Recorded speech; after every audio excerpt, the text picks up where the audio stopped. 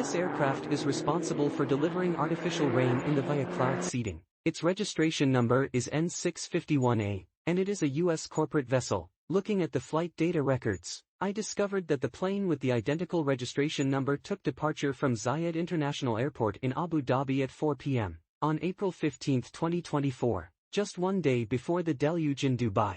In the video, we discuss where the plane traveled after takeoff and what happened next. In fact, Globe videos, once again, joyful viewers are often assumed to believe that the weather in the is quite dangerous and there is very little rain, but this time it has rained in a few hours, not a few days, as Dubai experiences throughout the year. It is also known as Mini-Europe because to Dubai's superb administrative system. Nevertheless, this time in Mini-Europe, millions of automobiles, residences, stores, and offices were immersed in water, and the Dubai government had to deal with water removal for 5 days, whether it was due to cloud seeding in Dubai or a failure of their sewerage system, and if so, how come on April 14, 2024, a series of showers from the Gulf of Oman reached Oman with a severe storm.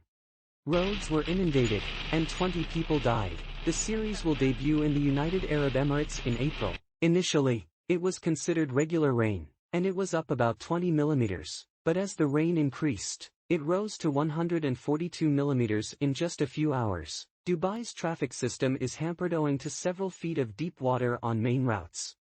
People are stranded inside their homes. In some areas, waist-deep water has been observed inside dwellings. Many films show how water has wrecked treasures in people's homes. Due to the closure of all shops, people run out of food and grow restless due to hunger. But the rain does not stop even at Dubai International Airport, where thousands of flights land on a typical day.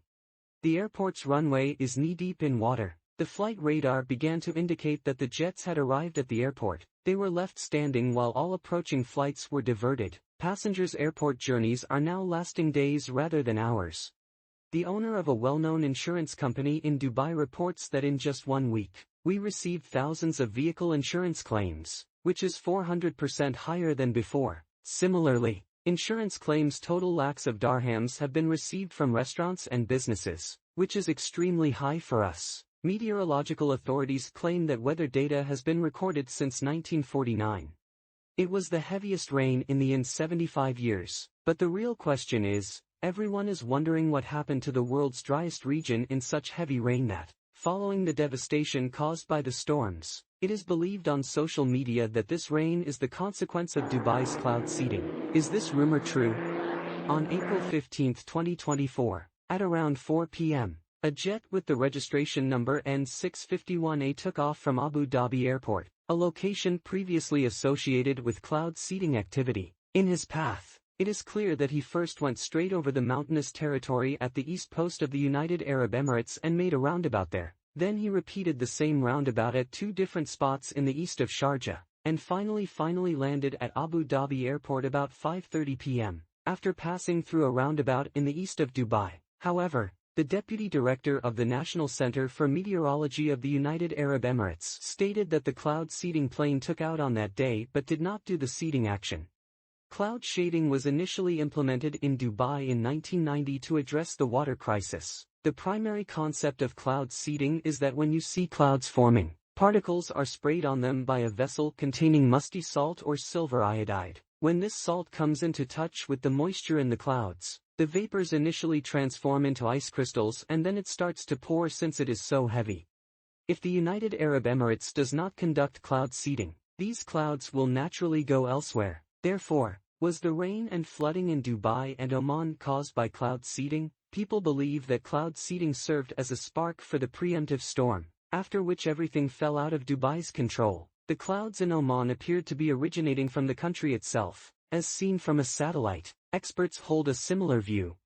According to weather experts, cloud seeding does produce rain, but not enough to trigger flooding. It's just raining. That's why it's unfair to blame cloud seeding for this flood. According to Frieder Katu, a well-known climate specialist at the Apparel College of London, heavy rains are caused by human activity, that is, as a result of human faults, which are causing global climate change, such as agricultural, industrial, and deforestation practices.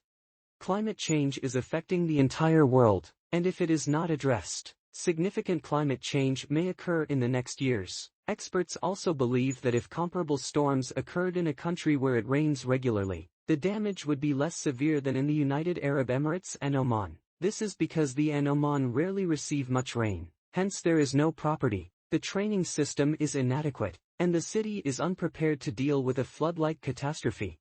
First and foremost, we must remember that Dubai is based on sand. The sand absorbs water, but when we cover the same sand with concrete, the difference is clear. Its water's absorbing capacity will be limited, as has happened in Dubai. Real estate developers have altered Dubai's natural cycle, and the soil now absorbs relatively little water.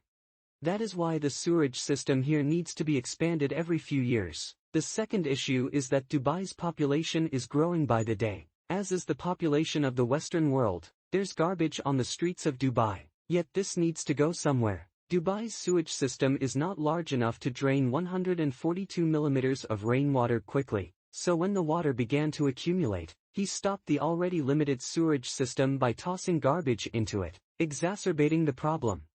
This occurs not only in Dubai, but also in other regions of the world, so it was the same in New York City. Rainwater flooded the roads and residences, and drainage overflowed. It may be surprising to hear that she could not tolerate the sudden flow of water, yet many regions in Dubai have not yet been given sewerage hookups. Not even Burj Khalifa is the world's tallest skyscraper. All trash from the Burj Khalifa is collected in a septic tank and discharged daily by dumpers. Fortunately, amid the rain on April 16, Dubai had better management, resources, and technology. As a result, water was rapidly removed from most sites using tankers and machinery, and the system was rebuilt. This was not the last rain. It might rain again, because the threat of climate change is always present. That is why Sheikh Mohammed bin Rashid Al Maktoum, the ruler of Dubai, has approved an investment of 80 billion dirhams in extra sewer lines. This is equivalent to the cost of 15 Burj Khalifas, can be rebuilt. There is hope. You will also like and share this Fact Globe video.